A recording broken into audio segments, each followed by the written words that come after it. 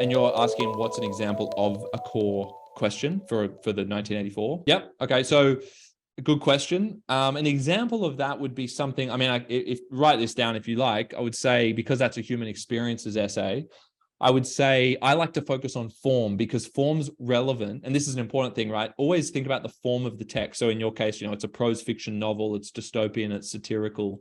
It's got many other elements in it as well. But basically, I would take a practice question that says, how does Orwell, in your case, Orwell, how does Orwell use storytelling, which is the mode of storytelling, which is that it's a dystopian, that it's a satire, that it's prose fiction, right? All of those things to do with how the novel, how it's actually a novel, and things about the genre, speculative, it's futuristic, etc.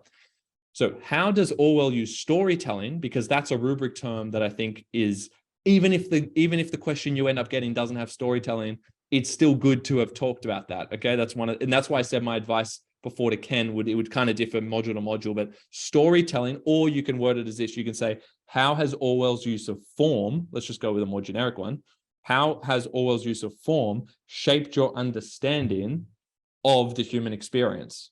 That's an example of a generic one. You could say, I would potentially change that for, how has it shaped your understanding of human behavior and motivations?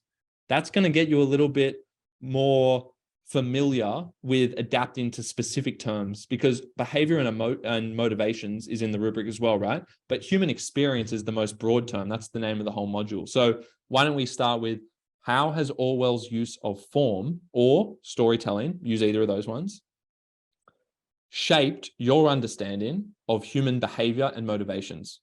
So there are three key terms in that question: form, the fact that it's prose fiction, dystopian, satirical, etc., and motivations and behavior. And you've got to make sure you define each of those and you don't group them together. You need to talk about them separately. Otherwise, you're just going to end up repeating the question.